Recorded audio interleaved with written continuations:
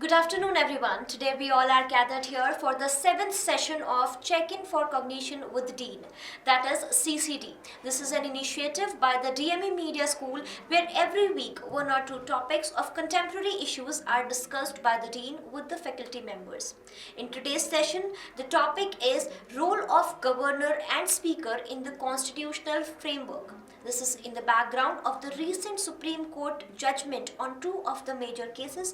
One such case is the ongoing tussle between the Delhi government and the Lieutenant Governor of Delhi, and the other issue is of the Maharashtra government, wherein the Maharashtra government collapsed because of some rebellious MLAs, and then now the Supreme Court have given a judgment on that case. For today's session, I would like to welcome Professor Dr. Amrish Saxena, Dean DME Media School, Professor Dr. Sushmita Bala, Head DME Media School, and all the other faculty members. To start the session, I would now like to request Professor Dr. Amrish Saxena to take the session further. Now, as Piyusha has already told everybody the topic, there are two important things which we will be talking about today. The governor's role and the speaker's role. When we say speaker, it will apply to both houses, both lower houses, whether it's in the center, Lok Sabha, and in the state assemblies, Vidhan Sabha.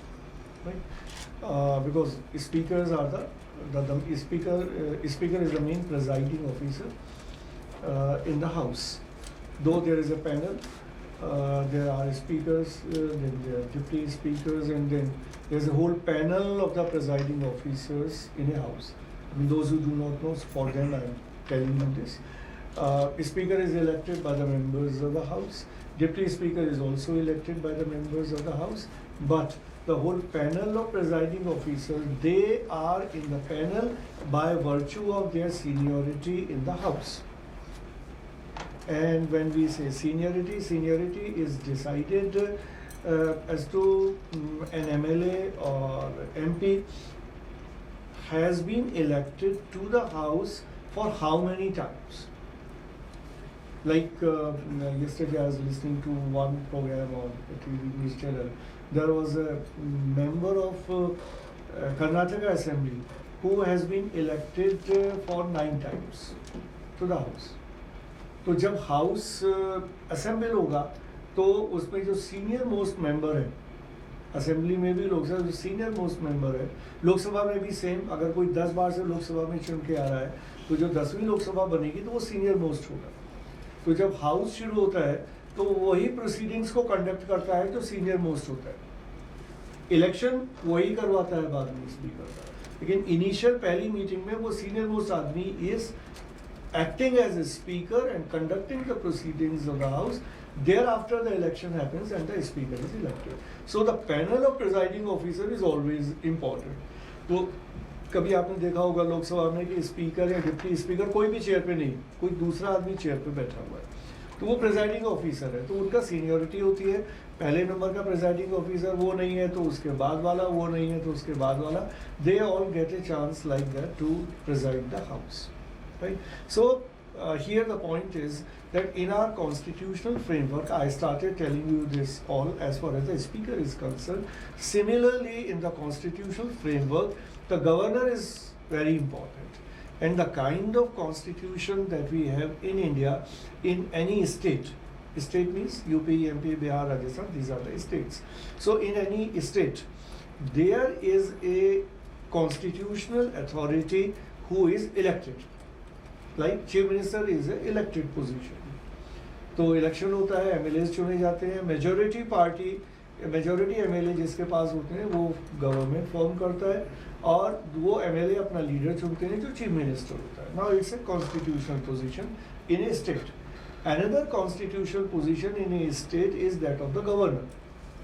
Governor is nominated, not elected. Nominated by the central government. Appointed by the President of India on the recommendation of the Council of Ministers. तो जो भी governor appoint होता है, suppose अगर हम present example लें, तो जो भी नरेंद्र मोदी की गवर्नमेंट है वो जिसको सेलेक्ट करती है कि ये this man will be the governor of this state, वो recommendation is send to the president of India. President of India will issue a notification that so and so is being appointed as governor of this and this state with effect from this date for a term of this years, 5 years. And तो ये पहला उसका वो हुआ. बाद में subsequent transverse भी होते हैं गवर्नर्स के. Transfers are again initiated and decision is taken by the central government.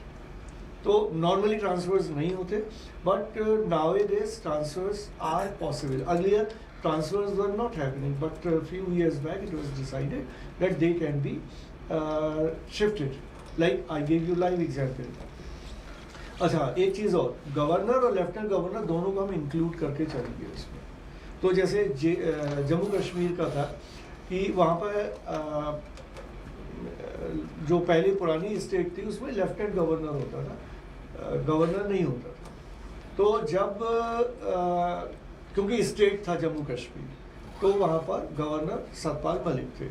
फिर जब उसको 2 साल पहले गवर्नमेंट ने उसका स्टेटहुड स्क्रैप किया और उसको यूटी बनाया, तो वहाँ के जो गवर्नर थे, तो वो पोस्ट वहाँ एलजी की आ गई, लेफ्टिनेंट गवर्नर की आ गई गवर्नर की जगह.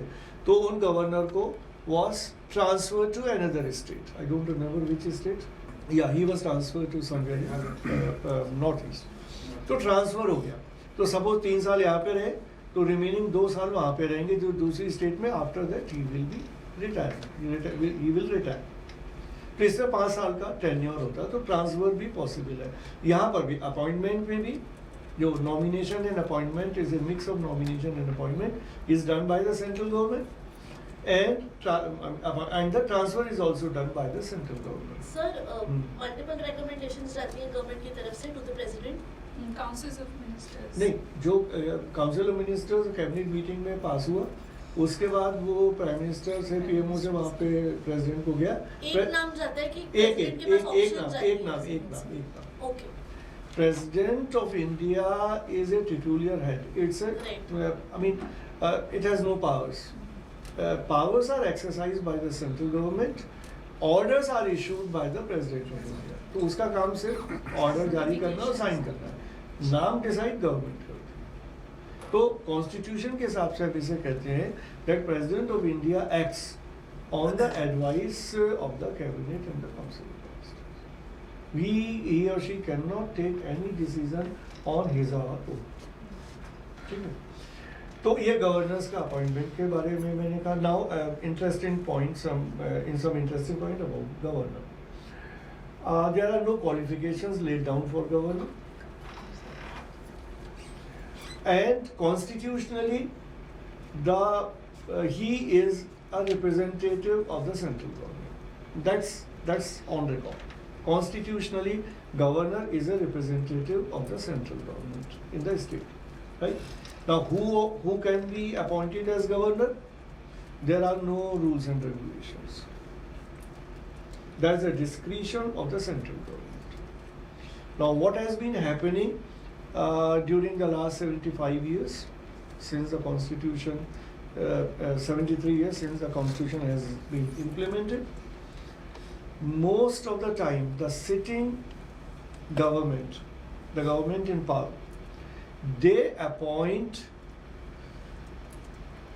old timers of the ruling party as governors. So, अब कॉन्स्टिट्यूशन में since this is not defined कि ये क्वालिफिकेशन है जो गवर्नर बनेगा, तो गवर्नर सेंट्रल गवर्नमेंट किसी को भी बना देगी.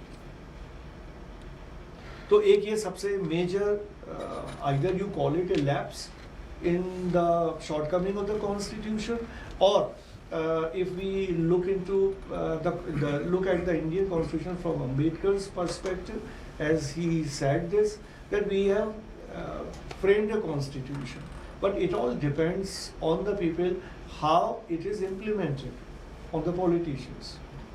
Not everything is possible to write in black and white.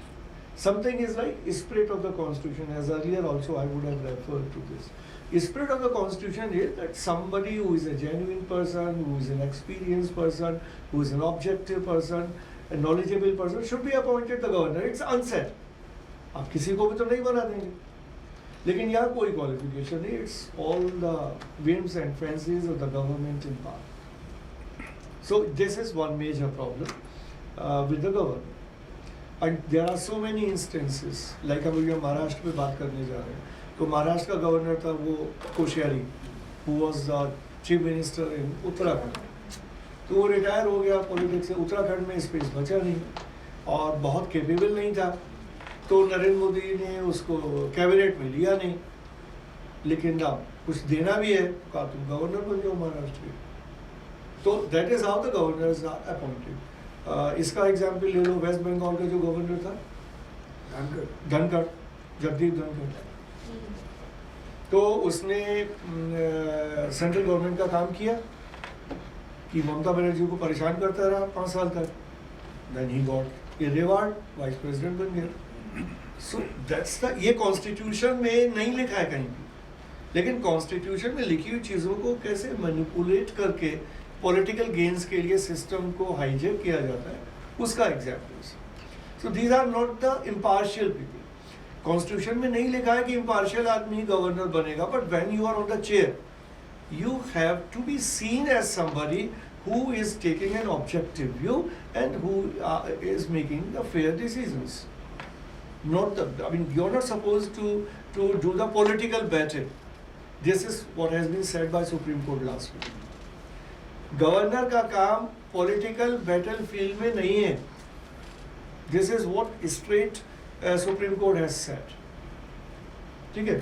अब गवर्नर का एक important role, I will give you some very interesting examples about governors. Governor का एक मेजर रोल होता है जब भी इलेक्शन होता है किसी भी स्टेट में. नए MLAs चुन के आते हैं, तो गवर्नमेंट फॉर्मेशन की जिम्मेदारी गवर्नर की. अब यहाँ पे एक बहुत ही महीन पॉइंट जो कॉन्स्टिट्यूशन में नहीं लिखा. माइंड ये कॉन्स्टिट्यूशन में सब कुछ नहीं लिखा है. तो जो लोग कॉन्स्टिट्यूशन में इंटरेस्ट रखते हैं उनको समझना चाहिए कॉन्स्टिट्यूशन में सब कुछ नहीं लिखा है, लेकिन जो लिखा है उसके बियॉन्ड चीज़ें कैसे होती हैं, उसके बियॉन्ड है प्रैक्टिसेस. बिल्कुल जो ब्रिटेन का कॉन्स्टिट्यूशन, वहाँ ठीक है, वहाँ लिखा नहीं है, सिर्फ प्रैक्टिसेस हैं. हमारे यहाँ लिखा है, लिखने के बाद प्रैक्टिसेस है. लाइक ये लिखा हुआ है कि governors responsibility is to make sure that a government is in place after the election has taken place to the state assembly. अब कॉन्स्टिट्यूशन में क्या नहीं लिखा है, उसमें ये नहीं लिखा है कि जो पार्टी के मेजॉरिटी मेंबर्स चुने जाएंगे, क्या वो गवर्नर के पास जाएंगे कि हमारी मेजॉरिटी है, हमारी सरकार बना दो, या वो जो मेजॉरिटी पार्टी है वो उनको बुलाएगा कि आ जाओ सरकार बना लो. जैसे आप कर्नाटक का एग्जाम्पल ले, 135 मेंबर कांग्रेस के जीते, मेजॉरिटी है. अब क्या होगा, इलेक्शन के बाद क्या होता है वो भी मैं बता देता हूँ. इलेक्शन हो गया, अब जो 135 इलेक्टेड हुए, डॉक्यूमेंटेशन कैसे होगा, उनका एक इलेक्शन का सर्टिफिकेट जारी करेगा इलेक्शन कमीशन. जो भी जीते उनको एक सर्टिफिकेट जारी करेगा. जितने जीते हुए मेंबर्स हैं उनकी लिस्ट कंपाइल करेगा इलेक्शन कमीशन, वो गवर्नर को भेज देगा. ठीक. उसके बाद गवर्नर क्या करेगा, जो मेजॉरिटी पार्टी है उनके प्रेसिडेंट को उनको बुलाएगा और उनको इनवाइट करेगा कि आप कम फॉर्म द गवर्नर. ठीक है. It is two way in the sense either the governor will do it और द मेजॉरिटी पार्टी लीडर, जैसे अभी चल रहा है, उनका जो भी लीडर चुना जाएगा वो गवर्नर के पास जाएगा कि भाई ये हमारी पार्टी है, ये हमारे 135 MLAs है और मेरी लीडरशिप में सरकार बनेगी, मुझे पार्टी ने लीडर बनाया. गवर्नर उसको कहेगा ठीक है, you are appointed as chief minister and prove your majority in the house in 10 days, in 5 days, in 50. Now again, constitution में क्या नहीं लिखा है, गवर्नर कितने दिन में मेजॉरिटी प्रूव करने को कहेगा. 5 दिन में कहेगा, 10 दिन में कहेगा कि 1 महीने में, ये नहीं लिखा. तो इसका क्या होता है, इसकी वजह से क्या होता है, कर्नाटक का 2018 का इलेक्शन देखिए. 2018 का इलेक्शन, अभी 23 का इलेक्शन हुआ करना, 2018 का इलेक्शन. 2018 के इलेक्शन में क्या हुआ, 245 मेंबर हैं विधानसभा, 244 कर्नाटक विधानसभा में मेंबर है, ठीक है। तो 2018 में क्या हुआ, जो बीजेपी थी वो 100 के पार थी and single largest party, 110 something, exact number नहीं दिया, हाँ, तो सिंगल लार्जेस्ट पार्टी। दूसरे नंबर की पार्टी थी कांग्रेस 80 सीट्स, तीसरे नंबर की पार्टी थी जेडीएस 37 सीट्स। तो सिंगल लार्जेस्ट पार्टी बीजेपी, लेकिन 50% मार्क नहीं क्रॉस किया, 113 या उससे ऊपर की सीटें नहीं थी। तो सरकार तो उसी के बनेगी जिसके पास 50% अबव नंबर होगा, लेकिन सिंगल लार्जेस्ट पार्टी थी। अब यहाँ there is again a problem, ये बहुत ही कॉन्स्टिट्यूशन में, मैं लूप होल कहूँ या नहीं कहूँ ये तय करने की बात है, लेकिन एक कॉन्स्टिट्यूशन में प्रॉब्लम्स है। तो अब सिंगल लार्जेस्ट पार्टी तो आपने लिख दिया, सिंगल और लेकिन कॉन्स्टिट्यूशन में and representation of peoples act में कोलिशन वर्ड नहीं है कहीं भी, और इंडिया में 1980 के बाद से कोलिशन पॉलिटिक्स चल रही है, उस शब्द का कहीं जिक्र ही नहीं है कॉन्स्टिट्यूशन में। और लॉ में क्या नहीं है, pre poll alliance constitutionally not recognised, post poll alliance constitutionally not recognised. Constitution framework ने नहीं सोचा उस समय, वो यही मान रहे थे कि पार्टी इलेक्ट होके आएगी, वो सरकार बनाएगी। तो अब यहाँ कर्नाटक में 2018 में क्या हुआ, कोई एक पार्टी मेजोरिटी में ही नहीं है, तो सरकार कौन बनाएगा। तो बीजेपी ने क्लेम किया कि हम सरकार बनाएंगे, गवर्नर बीजेपी अपॉइंटेड, उसने इनवाइट कर दिया कि आओ बनाओ सरकार। कांग्रेस और जेडीएस पहुंच गए कि 80 हमारे 37 जेडीएस के, हमारे तो 117 हैं, हम सरकार बनाएंगे। उन्होंने कहा नहीं, ये सिंगल लार्जेस्ट पार्टी है, इसको पहले मौका देंगे। कॉन्स्टिट्यूशन में नहीं लिखा है कि आप सिंगल लार्जेस्ट पार्टी को देंगे 50% से कम होने पे, या दो पार्टी मिलकर 50% का मार्क क्रॉस कर रही है कि उसको बुलाएंगे।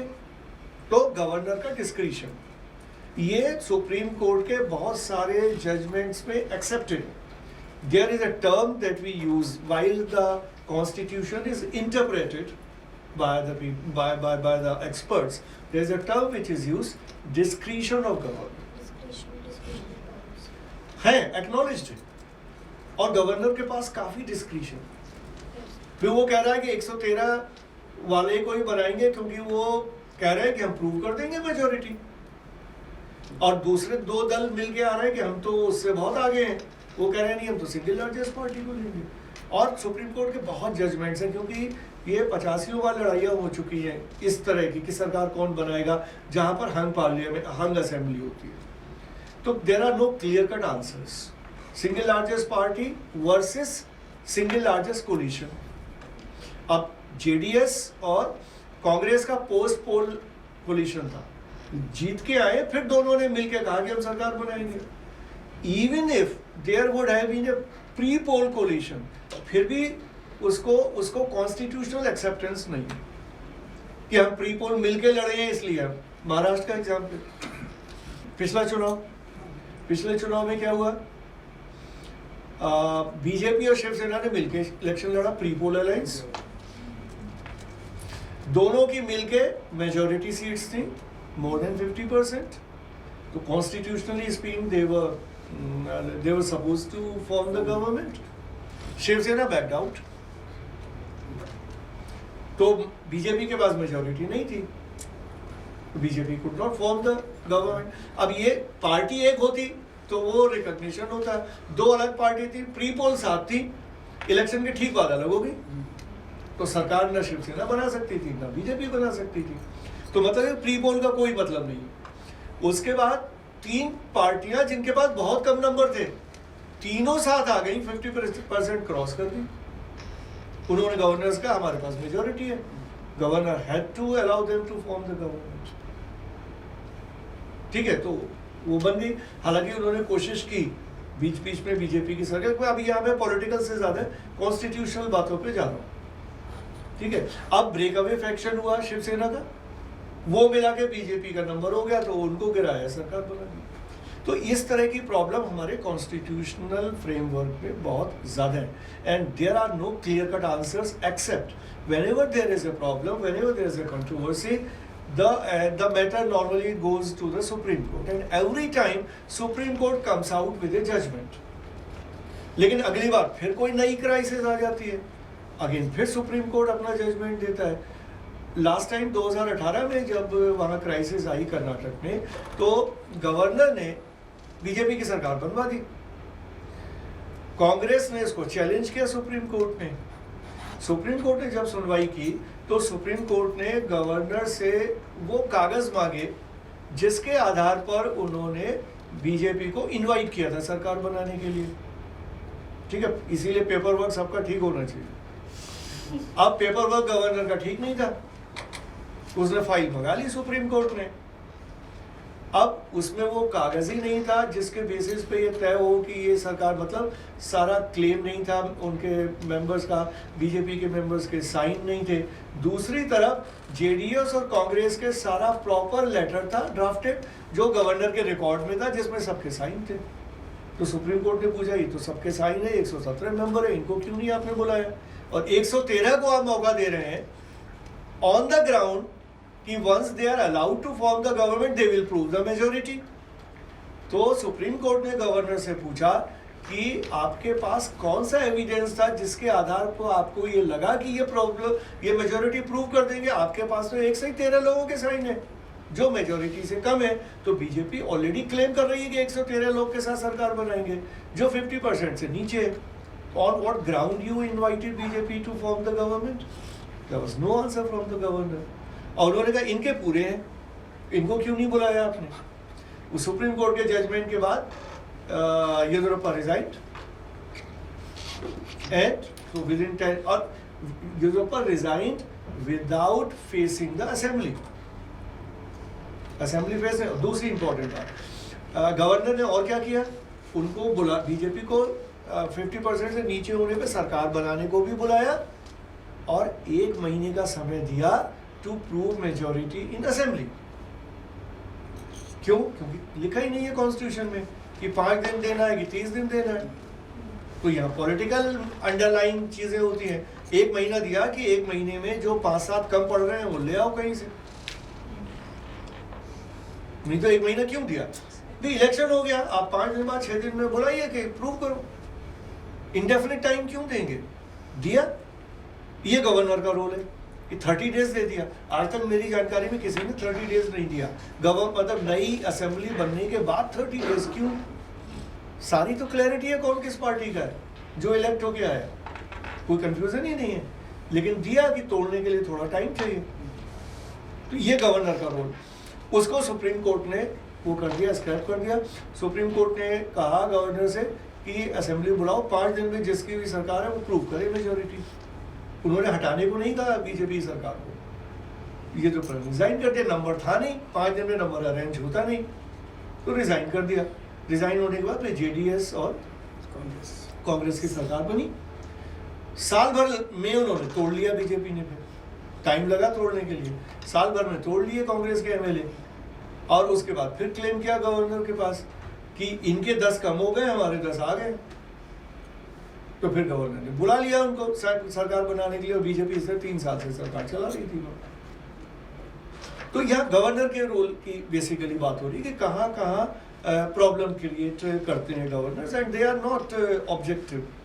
सबसे बड़ा केस गवर्नर के बाद, वैसे बहुत सारे केसेस हुए, लेकिन जो लैंडमार्क केस है गवर्नर के बारे में, वो है अगेन कर्नाटक का, 1982 परहैप्स। ठीक है, I am not remembering the name of the governor, but I tell you the whole story. Karnataka में चीफ मिनिस्टर थे एसआर बोम्मई।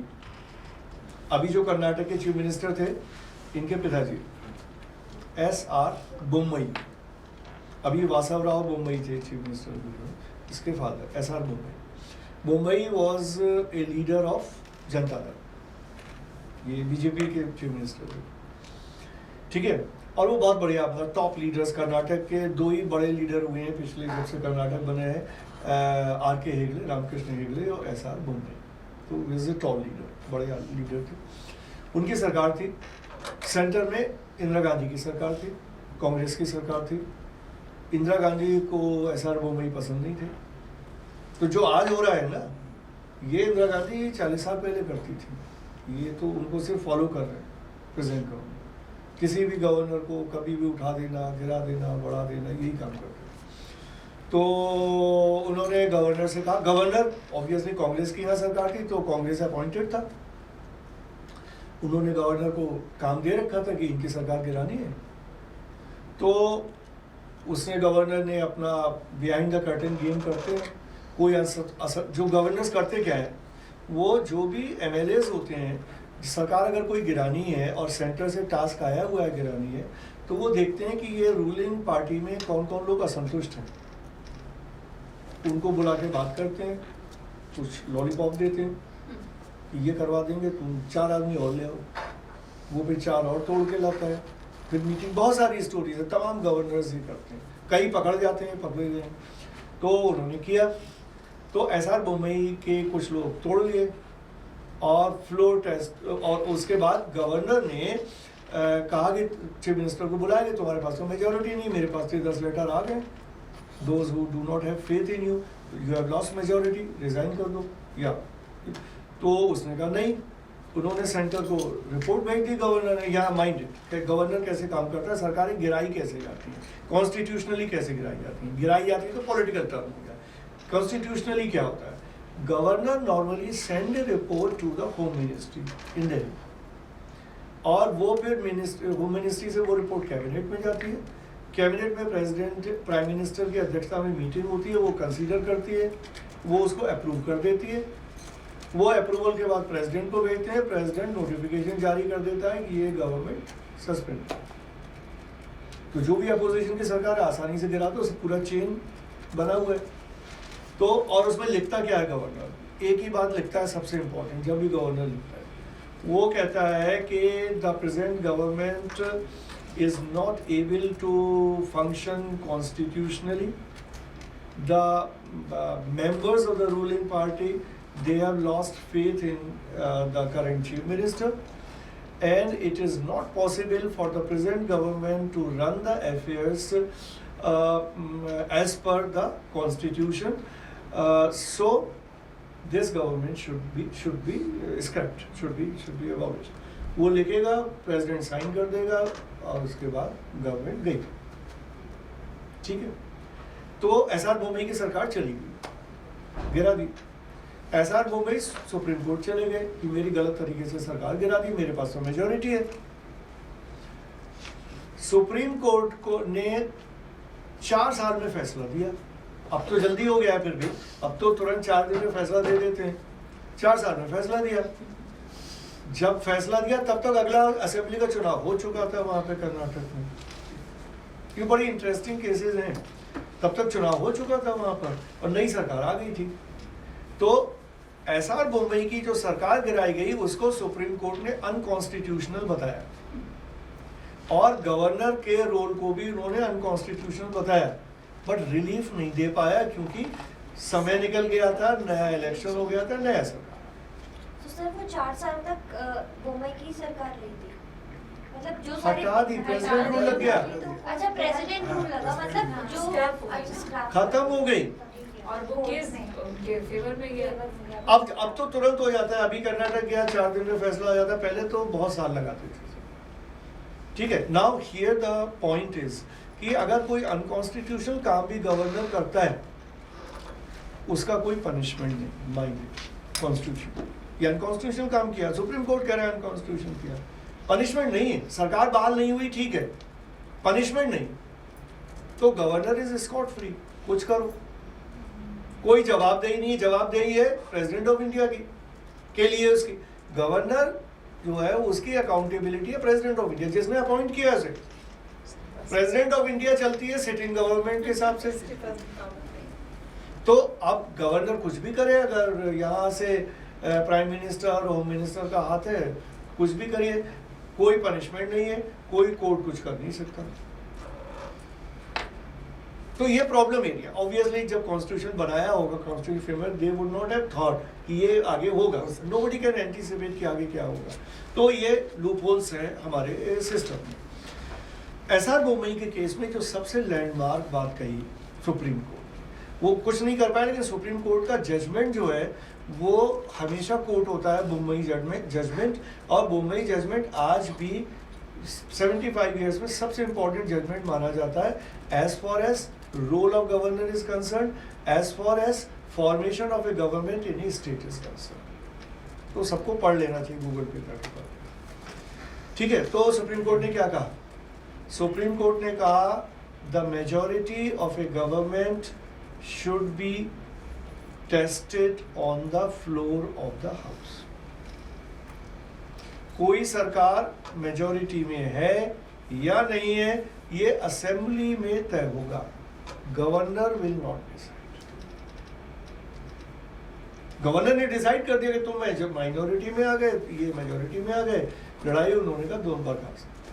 तो ये बिल्कुल बहुत ही arbitrary power used to be with the governor. उस सुप्रीम कोर्ट के जजमेंट के बाद वो खत्म हो गया। अब गवर्नर अलग अलग तरीके से अभी भी खेल करते हैं, जैसे अभी 2018 का मैंने कर्नाटक का बताया, लेकिन पकड़े जाते हैं। वो एक हफ्ते में ही पकड़ गए और उनको बीजेपी की सरकार गई और पोजीशन की सरकार आ गई। लेकिन पहले वो बैठ के ही तय कर लेते थे कि किसकी मेजॉरिटी किसकी माइनॉरिटी, तो वो नहीं है। अब ये महाराष्ट्र का केस देख लो, लाइव 2 केसेस की हम बात कर रहे हैं। महाराष्ट्र में क्या हुआ? महाराष्ट्र में शिवसेना वॉज डिवाइडेड इनटू 2। एक जो फैक्शन था बीजेपी के साथ चला गया, ठीक है। जो सेक्शन बीजेपी के साथ चला गया वो गवर्नर के पास गए, कोश्यारी जी के पास, कि भाई हम अलग हो गए अपनी पार्टी से और हम बीजेपी के साथ आ गए। उनको लिख के दिया गवर्नर को। गवर्नर ने उद्धव ठाकरे को, चीफ मिनिस्टर को बुलाया, उनसे कहा कि आप तो माइनॉरिटी में आ गए, आप रिजाइन करिए। अब उद्धव जो भी रीजन रहा हो, या तो उनको कॉन्स्टिट्यूशनली उतने पक्के आदमी नहीं है, उतने सलाहकार उनके ठीक नहीं थे, या वो ऑनेस्ट आदमी हैं, जो मुझे लगता है कि ऑनेस्ट मतलब जेन्युइन आदमी है, पॉलिटिशियंस की तरह के नहीं है, तो वो इमोशनल और उसमें आ गए, उन्होंने रिजाइन कर दिया। ठीक है, तो अब क्या हुआ, जब रिजाइन कर दिया उसके बाद कॉन्फिडेंट होंगे कि जो जितने भी मेरे साथ जो नहीं, वो इमोशनली रिजाइन किया। इमोशनली क्या, कॉन्स्टिट्यूशनली ही तो कमिटेड। वो अब सुप्रीम कोर्ट के जजमेंट ने भी लिखा, कॉन्स्टिट्यूशनल ही कमिटेड ए ब्लंडर। अगेन जो भी मैंने कहा, मेजॉरिटी है या नहीं है उद्धव ठाकरे की, वो हाउस में तय होगी, गवर्नर थोड़ी तय करेगा। ये भी सुप्रीम कोर्ट ने लिखा है। तो उनको रिजाइन करने का मतलब ही नहीं था। वो फ्लोर पे जाते, अपना कॉन्फिडेंस वोट रखते, दोनों चीजें, या कॉन्फिडेंस या नो कॉन्फिडेंस, 2 तरीके हो सकते हैं। वो हाउस में जाते, हाउस में वो कॉन्फिडेंस वोट रखते, जीत जाते तो गवर्नर कुछ नहीं कर पाता, या बीजेपी नो कॉन्फिडेंस वोट लाती, ठीक है, उसमें बीजेपी जीत जाती तो ये चले जाते। और ये दोनों ही नहीं होना था। अगर बीजेपी नो कॉन्फिडेंस वोट लाती तब भी उद्धव बच जाते, और उद्धव कॉन्फिडेंस वोट लाते फिर भी बच जाते। There is something. हाँ बताओ, हाँ बोलो अगर तुम्हें पता है। मेजॉरिटी में आ गए थे ना वो लोग तो। नहीं, मेजॉरिटी माइनॉरिटी की बात ही नहीं, अभी हम प्योर कॉन्स्टिट्यूशन की बात कर रहे हैं, लीगल बातें कर रहे हैं। जो भी लेजिस्लेचर पार्टी होती है किसी भी, जैसे कि ये महाराष्ट्र के एग्जाम्पल लेते हैं, कि बीजेपी के जितने भी एमएलए हैं एक्स नंबर, शिवसेना के एक्स नंबर, ये अभी जो सुप्रीम कोर्ट ने बहुत बड़ी बात कही, अगर आप समझ पाए, सुप्रीम कोर्ट ने पॉलिटिकल पार्टी की लेजिटिमेसी पे मोहर लगाई है महाराष्ट्र वाले जज। उसका कहना है, इसको ध्यान से समझ लो, शिवसेना का ही एग्जाम्पल लेते हैं। अगर सपोज 50 मेंबर है, उसकी सरकार है, उसका एक कोलिशन है, बाकी 2 पार्टियां सपोर्ट कर रही हैं। अब गवर्नर के पास गए लोग कि हमने सपोर्ट वापस ले लिया, गवर्नर ने बुलाया चीफ मिनिस्टर को, मेजोरिटी प्रूव करो। Wise thing should have been कि उद्धव ठाकरे जाते लोकसभा में, अपना कॉन्फिडेंस वोट रखते, ठीक है, कॉन्फिडेंस वोट में उन्हें 100% जीतना था। क्यों? क्योंकि एक लेजिस्लेचर पार्टी का एक नेता होता है, उसको कहते हैं leader of the legislature party. तो शिवसेना की लेजिस्लेचर पार्टी का एक नेता, बीजेपी की लेजिस्लेटिव पार्टी का एक नेता, वो कॉन्स्टिट्यूशनल पोस्ट होती है। तो जितने भी 50 एमएलए थे उनका एक नेता, ठीक है। उसके बाद एक पोस्ट होती है जिसको कहते हैं विप, हिंदी में सचेतक। तो जो नेता आता है उसी को विप कहते हैं। तो और जो वो इशू करता है समय समय पे, वो जब भी कोई क्रूशियल वोटिंग होती है तो वो विप इशू करता है। तो सपोज मीटिंग हुई विधानसभा की, जो विप था शिवसेना का, वो एक लाइन का लेटर, वो इंस्ट्रक्शन जारी करता है एमएलएस को कि इस दिन ये मीटिंग है, ये क्रूशियल है, आपको आना है और कॉन्फिडेंस वोट के पक्ष में वोट करना है। अब अगर कोई मेंबर नहीं आया या किसी मेंबर ने आके उसके खिलाफ वोट कर दिया तो उसकी मेंबरशिप चली जाती है। तो कोई करता ही नहीं हाउस में वोट उद्धव के खिलाफ। बाहर कर रहे थे ना, हाउस में नहीं कर पाते, कॉन्स्टिट्यूशनली कर ही नहीं सकते थे। और अगर करते तो उसके खिलाफ विप जो है स्पीकर को लिख के देता कि ये हमारे 20 मेंबर हैं जिन्होंने विप का वायलेशन किया है। लेजिस्लेटिव प्रोसेस के हिसाब से स्पीकर उनकी मेंबरशिप को डिस्क्वालीफाई कर, फिर से दोबारा इलेक्शन होता। अच्छा। सरकार नहीं गिर सकती थी। वो पता नहीं क्यों उन्होंने रिजाइन किया। सर इतना बड़ा चीज किसी लॉयर ने, उनके किसी एक्सपर्ट, गलतियां तो करते ही है, सबको ज्ञान होता है, फिर भी उनको ही लगा होगा ना कि वो हमारी नहीं, वो उनको धक्का लगाना, सब उनको लगा सब चले गए, तो अब मैं क्या करूं? वो पॉलिटिकली फंस गए। सर आपको उन्हें ट्वीट करके बता देना चाहिए। नहीं, ऐसा नहीं जो मैं बता रहा हूँ किसी को नहीं पता, कोई हिडन ट्रूथ थोड़ी बता रहा हूँ। सर थोड़ा उन्हें मोटिवेट कर देते हैं। सलाहकार ठीक नहीं रहे होंगे। नहीं, शरद पवार ने पॉलिटिकली, मैं हालांकि मैं पॉलिटिकल बातें नहीं कर रहा हूँ, मैं बहुत कॉन्स्टिट्यूशनली रहना चाहता हूँ। शरद पवार ने बाद में कहा भी, मुझसे बात भी नहीं की, पूछा भी नहीं। शरद पवार से पूछ लेते, बता देते नहीं करना है। It was his own decision. हाँ, वो इमोशनल चले गए। शरद पवार बता देते कि नहीं करना, वो तो ये झेल चुके हैं 2-3 बार इस तरह का खेल। नहीं कर रहा था, he'll resign at that moment. हाँ। Nobody was expecting also. तो वो आ गए कि मेरे लोग छोड़ के चले गए, उस दुख में रिजाइन कर दिया उन्होंने। पॉलिटिक्स, तभी तो पॉलिटिशियन बहुत अलग तरह के होते हैं ना, उन पे असर नहीं होता, इन पे हो गया।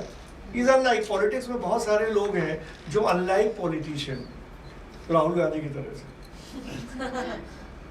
कि नहीं कोई पोस्ट नहीं लेंगे, ठीक है जो एक्शन लेना ले लो, नहीं करेंगे। तो वो पॉलिटिशियन तो कहता है मैं ही, पॉलिटिशियन कैसे होते हैं देख लो कर्नाटक की इसमें। हाँ। दोनों डटे हुए, पीछे नहीं हटना, चीफ मिनिस्टर मुझे ही बनना है। और वैसा होता है कोई क्या, छोड़ो इसी को बता दो मुझे क्या करना है, तो नहीं मुझे को बनना है। पॉलिटिशियन अलग तरह के होते हैं, वो अनलाइक पॉलिटिशियन है, इसलिए फंसा। एनीवे, तो कॉन्स्टिट्यूशन। अब महाराष्ट्र के केस में 2-3 इंपॉर्टेंट बातें जो सुप्रीम कोर्ट ने कही। सुप्रीम कोर्ट ने सारा गवर्नर से मांग लिया होशियारी का कि फाइल भेज दो। सुप्रीम कोर्ट ने फाइल देखी तो उन्होंने फिर गवर्नर से कहा आपने किस ग्राउंड पे उद्धव ठाकरे को बुला के कहा कि तुम माइनॉरिटी में हो और अपना मेजॉरिटी प्रूव करो। तो सुप्रीम कोर्ट का कहना था this is an unwarranted role of the governor. Governor has nobody to decide who is in majority, it will be decided on the floor of the house. ठीक है, तो उस पर उन्होंने क्वेश्चन मार्क लगाया कि गवर्नर का रोल गलत था। उसके बाद ये तो हो गया गवर्नर का रोल, तो मतलब ये है कि गवर्नर ने रोल क्या प्ले किया, प्रेशर बना दिया और खेल उलट दिया सारा। तो उन्होंने कहा ये गवर्नर का रोल नहीं है। दूसरा एक लाइन जो सीधी सुप्रीम कोर्ट ने लिखी जजमेंट में, that governor's role is not to participate in the politics of the state. सीधा कहा सुप्रीम कोर्ट, वो सीधा पॉलिटिकल एक्टर की तरह काम किया ना उसमें। सर जो आपने ये वाला केस बताया था उद्धव ठाकरे वाला, तो अगर उसी का जजमेंट तो सुप्रीम कोर्ट में आया। ठीक है, लेकिन अगर आपने जो अदरवाइज सिचुएशन बताई कि अगर ये लोग उस टाइम पर फ्लोर पे चले जाते हैं असेंबली में, ये सुप्रीम कोर्ट ने कहा। नहीं हाँ। अगर उस समय चले जाते और जो मेंबर्स हैं उन्हें डिस्क्वालीफाई कर दिया जाता तो री इलेक्शंस होते, तब तक वहाँ पर प्रेसिडेंट रूल रहता। नहीं, अब वो हाइपोथेटिकल है, क्या होता है ये मुझे नहीं पता, लेकिन सर, जैसे- फ्लोर में तय होता। फ्लोर में मान लीजिए कि व्हिप जारी किया और उन्होंने मना कर दिया कि हम सपोर्ट में नहीं है, तो अब व्हिप लिख कर दे देगा स्पीकर को कि हमारे इतने लोगों को आप डिस्क्वालीफाई कर दो मेंबरशिप से। डिस्क्वालीफाई अगर हो जाएंगे तो उस टाइम पर कोई भी मेजोरिटी में नहीं रहा, तो उस केस में क्या जो एग्जिस्टिंग गवर्नमेंट है वो एक्सटेंड की जाती है इलेक्शन? डिपेंड करता है, कोई इसका रूल नहीं है ऐसा, डिपेंड करता है। अगर सरकार चल रही है और जितने भी मेंबर हैं उससे हाउस चल रहा है तो चल सकता है। वैकेंट पोस्ट के लिए इलेक्शन होगा, वैकेंट पोस्ट के लिए बाय इलेक्शन होगा। अगर कोई भी वैकेंसी क्रिएट होती है, अयोग्य हो जाते हैं मतलब वैकेंसी क्रिएट हो जाती है, और अगर वैकेंसी क्रिएट होती है विधानसभा के ड्यू डेट से 6 महीने से पहले तो बाय इलेक्शन होगा, और अगर 6 महीने का पीरियड है तो कोई इलेक्शन नहीं होगा, बिकॉज 6 महीने बाद इलेक्शन होने वाला है। तो इसलिए बहुत सारे ऐसे केसेस हैं जहां 1 साल टेन्योर रह गया असेंबली का, बाय इलेक्शन होता है, 1 ही साल रहता है वो मेंबर असेंबली में। लेकिन ये लॉ, कॉन्स्टिट्यूशन और लॉ में जो है वो है 6 महीने के अंदर होगा, नहीं होगा उससे 8 महीने भी है, 10 महीने भी है, तो इलेक्शन बाय इलेक्शन होगा, सीट खाली नहीं रहेगी। जो कर्नाटक में हुआ, लाइव एग्जाम्पल ले लो 5 साल की। 2018 में जब उन्होंने क्या किया, 2018 में जब बीजेपी की सरकार बनी, उन्होंने कांग्रेस के एमएलए तोड़े। कांग्रेस के, ये यहाँ पे आता है एंटी डिफेक्शन लॉ, ये भी समझना चाहिए। कांग्रेस के एमएलए उन्होंने तोड़े, लेकिन वो 1/3 से कम थे। 2019 कर्नाटक, वो 1/3 से कम थे, तो उनकी मेंबरशिप सबकी चली गई। लेकिन बीजेपी का गेम क्या था? बीजेपी का गेम वहां पे ये था कि अगर 15 लोगों को रिजाइन करा दिया और 15 लोगों की मेंबरशिप चली गई, जो चली गई, तो हाउस की टोटल स्ट्रेंथ में से 15 कम हो गए, तो जो 50% मार्क्स था वो भी नीचे आ गया, सरकार बना ली। ये कॉन्स्टिट्यूशन में कुछ तो लूप होल हैं, कुछ कॉन्स्टिट्यूशन को कैसे तोड़ा मरोड़ा जाता है इसकी विशेषज्ञता है कुछ लोगों के पास, तो कम कर लिए। उन 15 लोगों को क्या मिला? जिन्होंने 15 ने रिजाइन किया, उनको वो मेंबरशिप, उनकी तो मेंबरशिप भी चली गई, तो उनको कुछ कंपेंसेशन दिया होगा कि तुम्हारी मेंबरशिप जाएगी, उसको देख लेंगे, कुछ तो वही होगा डील, नहीं क्यों रिजाइन करेगा कोई। और उसके बाद अगला बाय इलेक्शन हुआ, तुरंत उन सबको बीजेपी के टिकट पर खड़ा कर दिया और उसमें ज्यादातर जीत गए, और जब जीत गए तो उसमें आधे मंत्री बना दिए। तो ठीक गैम्बिल हुआ ना, जिसने रिजाइन किया उसका मामला सही हो गया। ये सारी कॉन्स्टिट्यूशन में एड्रेस नहीं, ये पॉसिबल नहीं। कुछ तो कॉन्स्टिट्यूशन में कमियां हैं, कुछ ऐसी चीजें हैं जो कॉन्स्टिट्यूशन फ्रेमर्स की कल्पना से भी परे बात थी कि इस तरह से भी होगा कि उसको हटा के, रिजाइन करा के, दोबारा लड़ा के और फिर ले आए, तो ये तो खेल, ये तो अलग ही खेल। तो एक तो महाराष्ट्र के केस में सुप्रीम कोर्ट ने ये कहा, महाराष्ट्र के केस में सुप्रीम कोर्ट ने ये कहा, और दूसरी बात जो गवर्नर के रोल में कहा कि पॉलिटिकल रोल नहीं होना चाहिए। दूसरा उसने कहा कि you are not suppose to decide किसकी majority should have been on the floor of the house. तीसरी बात जो तुमने एक सवाल किया उसका जवाब दे देता हूँ। उन्होंने कहा कि जब कोई व्हिप का वायलेशन करता है तो क्या होता है, जो लेजिस्लेचर पार्टी का लीडर है वो स्पीकर को लिख के देता है, देन स्पीकर विल डिसाइड कि इसकी मेंबरशिप जानी है कि नहीं जानी, फाइनल से स्पीकर का है। हमारे कॉन्स्टिट्यूशनल फ्रेमवर्क में, लेजिस्लेटिव फ्रेमवर्क में speaker is considered very very powerful. Supreme court ने जो अभी जजमेंट दिया है महाराष्ट्र का, उसने साफ लिखा है कि हम गवर्नर की स्पीकर का रोल डाउटफुल है, but we will not give any judgement on this because we respect the position of speaker in assembly and we will ask the speaker to make a decision on the pending issues in a timely framework. Supreme court ने ये भी नहीं लिखा कि 1 महीने में कर दो, 15 दिन में कर दो, 2 महीने में कर दो। अभी भी स्पीकर की पोजीशन को उसने बचाया। उसने कहा है कि उनको टाइमली फ्रेमवर्क में करना चाहिए। अब कॉन्स्टिट्यूशन कहाँ पे मौन है? एक पार्टी ने स्पीकर को लिख के दिया कि इन्होंने व्हिप का वायलेशन किया, इनको हमारी पार्टी ने निकाल दिया और ये मेंबरशिप के लिए अयोग्य। स्पीकर साल भर फैसला ही नहीं करता।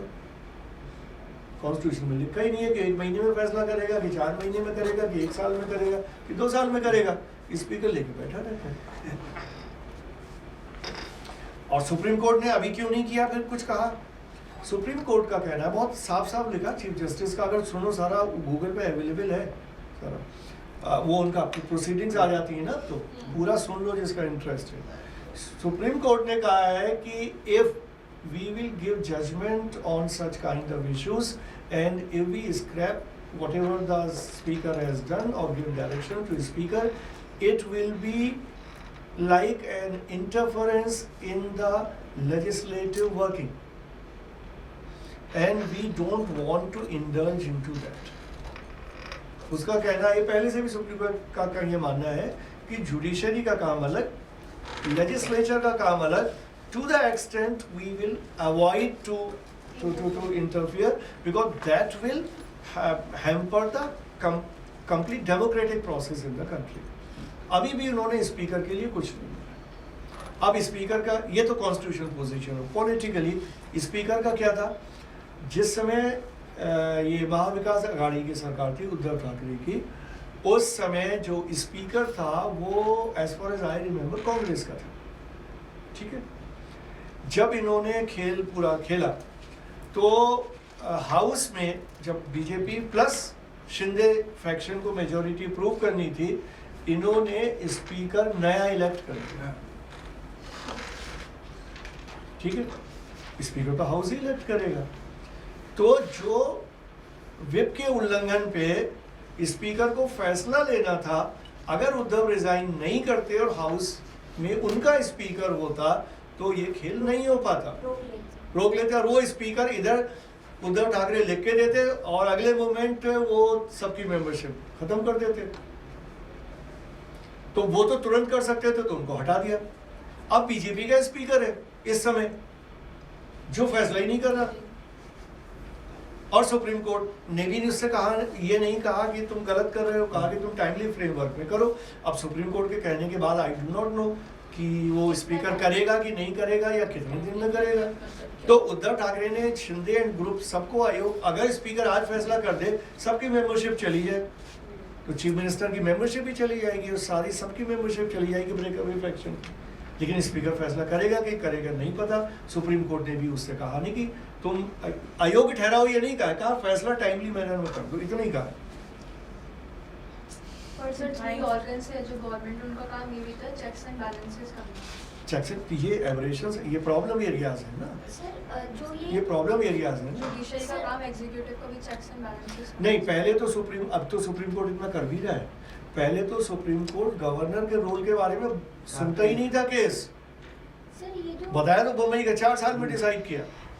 तो अब तो कम से कम उन्होंने कहा कि गवर्नर ने गलत फैसला किया, पहले तो करते ही नहीं थे। इंटरफेरेंस सर जैसे ये जो आप बता रहे हैं रूल्स नहीं है टाइमली फ्रेमवर्क को लेकर कि स्पीकर कितने टाइम के लिए अपने पास में वो रख सकता है पावर, तो इसको ये जो फ्लॉज हैं इनको, इनके लिए क्या अमेंडमेंट्स नहीं हो सकते इनको करेक्ट करने के? नहीं करेगा कोई ना sir, but is this constitutionally possible कि हाँ, बिल्कुल, everything is possible. Everything- this comes under what? Everything is possible. अगर इसके बारे में किसी को पढ़ना है तो मैं बता देता हूँ। अगेन कर्नाटक 2018-19 में क्या हुआ, जब जेडीएस और कांग्रेस की सरकार गिरा के बीजेपी ने सरकार बनाई, उस वक्त जितने लोगों ने कांग्रेस छोड़ी थी, ठीक है, कांग्रेस के सीएलपी लीडर ने स्पीकर को लिख के दिया कि इन्होंने पार्टी छोड़ दी है, व्हिप का वायलेशन किया है, तो इनकी मेंबरशिप चली जानी चाहिए। ठीक है, तो उसके बाद क्या हुआ कि स्पीकर ने उन लोगों को अयोग्य ठहरा दिया, लेकिन उन्होंने तो रिजाइन कर दिया। ठीक है, इतने सारे लूपहोल्स हैं, हाँ? तो ऐसे तो कभी सेट ही ठीक नहीं है, होगा। उसके बाद जो वहाँ का स्पीकर था उस समय, वो शायद जेडीएस का था, आई डोंट रिमेम्बर, बट वो जो देख लेना गूगल पे, नाम चीज़ें उतनी मुझे याद नहीं रहती। लेकिन उस स्पीकर ने क्या किया, वो लर्नर्ड आदमी था, उसने एक रिपोर्ट बनाई थी और वो रिपोर्ट पब्लिक डोमेन में है, और जो तुम कह रही हो उन सारे सवालों का जवाब है what kind of reforms is required to plug these loopholes, वो मिल जाएगी। सर पर रिजाइन किसी किया था? पार्टी से रिजाइन कर दिया उन सबने? असेंबली से, असेंबली से? पार्टी ने निकाला, उन्होंने असेंबली से रिजाइन किया। तो सर फिर भी तो नंबर ऑफ जो पीपल है वो कम हो गया, तो मेजॉरिटी वहाँ कम हो जाना। सवाल ये कम ज्यादा नहीं, वो पॉलिटिकल सवाल है। सवाल ये है कि अगर किसी ने ऐसा किया तो क्या स्पीकर उसको अयोग्य ठहरा सकता है? अगर ठहरा सकता है तो ठहराएगा कि 2 साल रख के बैठा रहेगा? सवाल ये, मेजॉरिटी माइनॉरिटी तो सेकेंडरी इश्यूज है। क्या कॉन्स्टिट्यूशन की स्पिरिट के हिसाब से गवर्नर एक्ट कर रहा है कि नहीं करे? सर एज ए मेंशन कि उद्धव ने इमोशनली मुझे नहीं पता, मैं सोच रहा हूँ। एक पॉइंट है इस तरह का, व्हाई कांट दे थिंक कि उद्धव ने जो अपने पॉइंट्स रखे उस सब पे काम किया होगा और उसको एट लास्ट ये महसूस हुआ कि इमोशनली मुझे बाद में वोट मिल जाएगा 5 साल के बाद अपने फादर के नाम पे, और अभी मैं रिजाइन कर देता हूँ। I don't agree with this. Any party, any government, any chief minister, any political leader, वो भविष्य के लिए नहीं सोचेगा। अपनी चलती हुई सरकार को नहीं छोड़ेगा। 5 years क्यों? 5 साल बाद मैं कुछ बन जाऊंगा तो मैं आज जो है वो छोड़ दूंगा, नहीं छोड़ूंगा। सर विप तो उनको हटा ही देते, आपने जैसे मेंशन किया। हाँ एग्जैक्टली। विप उनको हटा देते। देखो वो सब हाइपोथेटिकल है, मैं कॉन्स्टिट्यूशनली बात कर रहा हूँ। हाउस में होता क्या ये मुझे भी नहीं पता, मैं सिर्फ कॉन्स्टिट्यूशनली बात कर, हाउस में होता क्या किसको पता। लेकिन हाउस में होता ना, गवर्नर थोड़ी तय करेगा this is what supreme Court has said. एक इंपॉर्टेंट, सुप्रीम कोर्ट ने कहा ज्यादातर बातें जो मैं बता रहा हूँ, और 1 हफ्ते पहले का सब है अवेलेबल पढ़ने के लिए। सुप्रीम कोर्ट में उद्धव ठाकरे ने जो पिटीशन लगाई थी, जिस पे अभी फैसला आया है, उन लोगों ने भी पिटीशन लगाई थी, शिंदे ग्रुप ने भी। उसमें इनकी एक प्रेयर थी, 5 प्रेयर की थी इन्होंने, उद्धव ठाकरे ने। एक पहली प्रेयर थी कि हमारी सरकारी को रीइंस्टेट किया जाए, क्योंकि हमें गलत तरीके से नहीं किया जाए। तो उसमें चीफ जस्टिस ने बहुत इंटरेस्टिंग बात कही। उसने कहा आपने रिजाइन कर दिया तो हम रीइंस्टेट किसे करें, यही कहा उन्होंने। कहा had you not resign we could have reinstate you. ये मैं नहीं कह रहा, सुप्रीम कोर्ट ने कहा। अगर वो रिजाइन नहीं करता और उसको गलत तरीके से हाउस के अंदर हटाते तो supreme court would have reinstated him. This is what supreme Court has said. लेकिन उन्होंने कहा आपने तो खुद ही रिजाइन कर दिया, तो एक रिजाइन की हुई सरकार को हम कैसे रीइंस्टेट करें? अंदर हटाते गलत तरीके से, रीइंस्टेट हो गया होगा। ठीक है, ये सुप्रीम कोर्ट ने कहा। तो इसलिए मैंने इमोशनल कहा, जब लीगली इतनी क्लियर हैं चीजें और सुप्रीम कोर्ट भी आज कह रहा है तो उनको 3 साल पहले ही समझ लेना चाहिए था, 6 महीने पहले ही समझ लेना चाहिए था। इस बात को नहीं समझ पाए। ठीक है, तो अब गवर्नर का, हाँ तो स्पीकर का रोल, स्पीकर का रोल जो भी और लोग और पढ़ना चाहते हैं, जो सब कुछ मैं बता नहीं सकता छोटे से टाइम में। तो अरुणाचल प्रदेश से बड़ा केस इस देश में आज तक नहीं हुआ गवर्नर को लेकर, सॉरी स्पीकर को। बड़ा फ्लूइड केस है, मैं एग्जैक्टली अभी वर्बेटम बता भी नहीं सकता।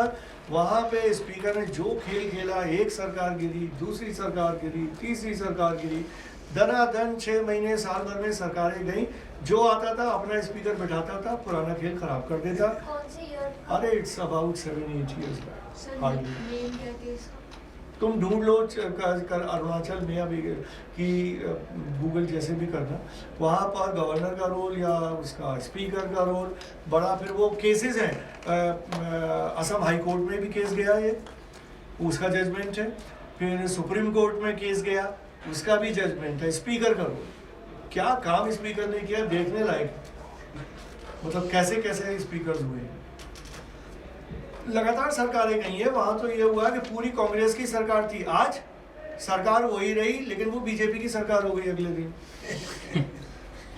ये अरुणाचल का केस है अभी का, 4-6 साल पहले का। उससे पहले का ये केस हरियाणा का है, भजनलाल का। सरकार वही रही, पार्टी पूरी की पूरी कैबिनेट, पूरी सरकार ने एक पार्टी छोड़ी, दूसरी पार्टी ज्वाइन कर ली। सरकार वही रही, पार्टी बदल गई, सब बदल गया। ये भजनलाल का पहला केस है इस देश में, इसलिए भजनलाल को डिफेक्शन का मास्टरमाइंड माना जाता था कि वो रिकॉर्ड अरुणाचल में टूटा। एक दो लोग बचे कांग्रेस में, पूरी सारे कांग्रेस वाले सब बीजेपी में चले गए, बीजेपी की सरकार बन गई।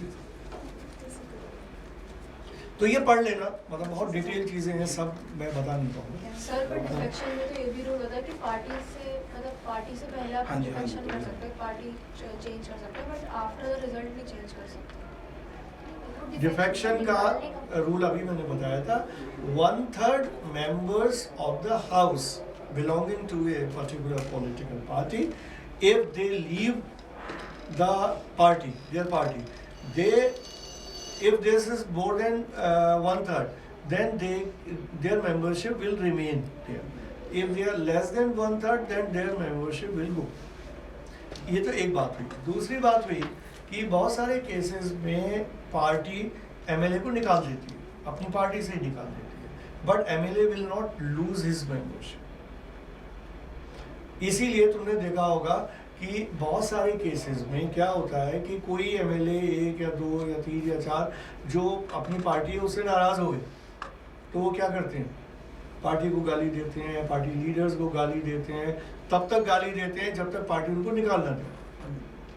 पार्टी उनको निकाल देती है तो क्या होता है, नहीं दूसरी पार्टी नहीं जा सकती, उनकी मेंबरशिप बनी रहती है। तो उन्हें मेंबर बने रहना है, अपनी पार्टी छोड़ना है, और पार्टी में अगर रिजाइन करेंगे तो मेंबरशिप चली जाएगी।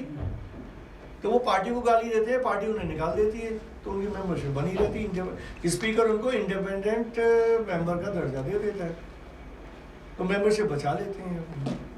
तो इस तरह की भी चीज़ें एंटी डिफेक्शन लॉ में। हाँ, दूसरी एंटी डिफेक्शन लॉ में ये है कि यूपी के कई जजमेंट हैं स्पीकर्स के रोल को लेके।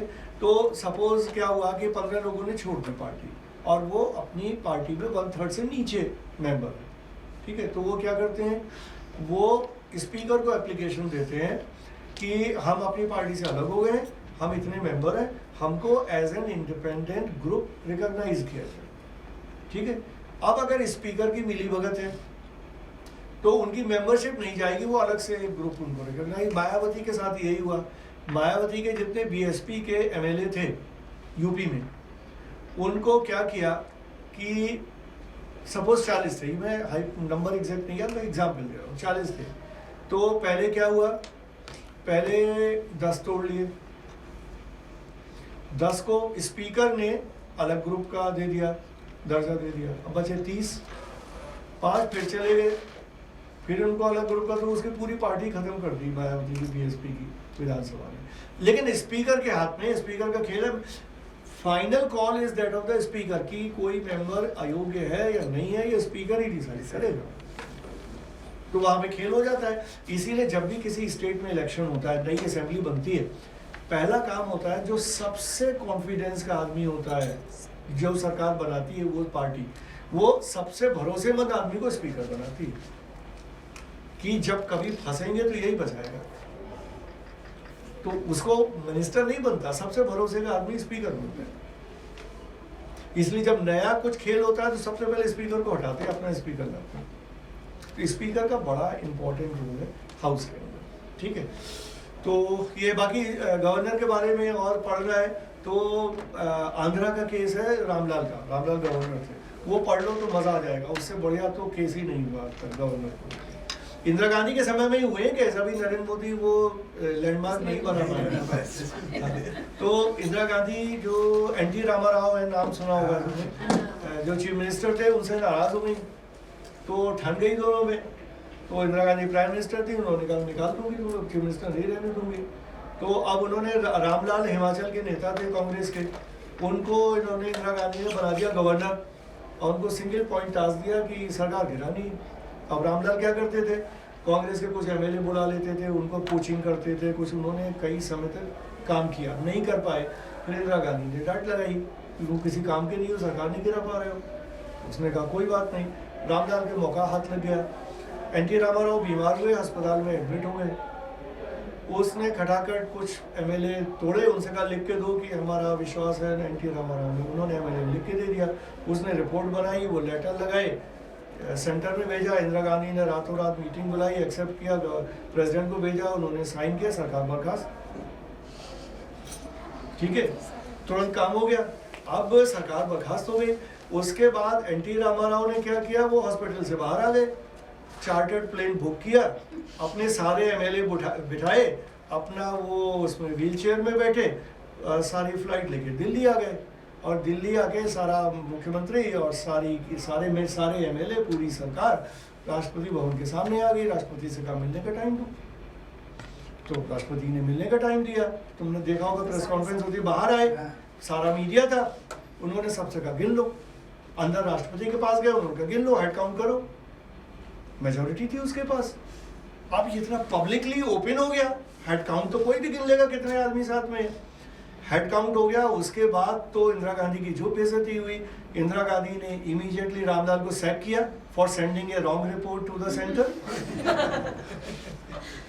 ठीक है, उनका कहना था कि हमारा क्या है, तो गवर्नर ने गलत रिपोर्ट भेज दी। वो बेचारे, उसका सर कलम हुआ, जबकि उसने इतना बड़ा सेवा की इंदिरा गांधी की, तो उसका सर कलम हो गया, रामलाल हटाए गए और सरकार बहाल करनी पड़ी।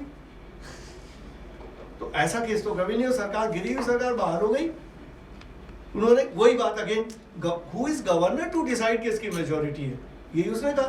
फ्लोर पे गिनो, फ्लोर पे नहीं गिनना चाहते बाहर गिन लो। पहले और अब में क्या एक बेसिक डिफरेंस और हुआ है, पहले जितने गवर्नर्स क्या करते थे, सरकारें तो बर्खास्त करती थी सेंट्रल गवर्नमेंट, असेंबली को भी डिसॉल्व कर देते थे। बम्बई जजमेंट के बाद ये तय हुआ है कि assembly will never be dissolved before the next election takes place. अगर सरकार कोई गिर गई तो प्रेसिडेंट रूल लग जाएगा, ठीक है। और प्रेसिडेंट रूल, लेकिन जो असेंबली है उसको एक टर्म है, assembly will remain in suspended animation. Assembly नहीं डिसॉल्व होगी, सो दैट सरकार गिर गई, 1 साल तक राष्ट्रपति शासन रहा, 1 साल के बाद कोई नई पॉलिटिकल इक्वेशंस आएंगी और नई अलायंसेस बनेंगी, कोई और सरकार बना लेगा। लेकिन असेंबली होगी तभी बनाएगा ना, असेंबली नहीं होगी तो बनाएगा कैसे। इसलिए अब ये रूल है जो सुप्रीम कोर्ट जजमेंट के बाद, असेंबली नहीं डिसॉल्व होगी तब तक जब तक कि सरकार बनने की कोई भी संभावना है 5 साल तक। तो अब 2 साल बाद भी कोई सरकार गिर गई, 3 साल इस प्रेसिडेंट रूल रह सकता है, सरकार नहीं, या 1 साल बाद कोई नई सरकार बन जाएगी। तो असेंबली नहीं डिसॉल्व होती, ये बम्बई जजमेंट के बाद ये होगी। तो ये इंपॉर्टेंट है जो अब सबको फॉलो करना पड़ रहा है। Thank you so much, sir. This was indeed another interesting session. Today we discussed a lot of cases which were related to the role of governor and the speaker in the constitutional framework. Many interesting cases such as that of Arunachal Pradesh and that of Maharashtra, and of course one of Haryana, where so many governments were formed within a given time frame by the role of governor and the speaker in that state. So these cases were really interesting, which were lesser known to many of the faculty members as well, and this is gonna again help us a lot when we take in consideration the media studies. And again in the next session we will come up with some more contemporary issues, and that is going to be in the next week. Till then, thank you so much for participating.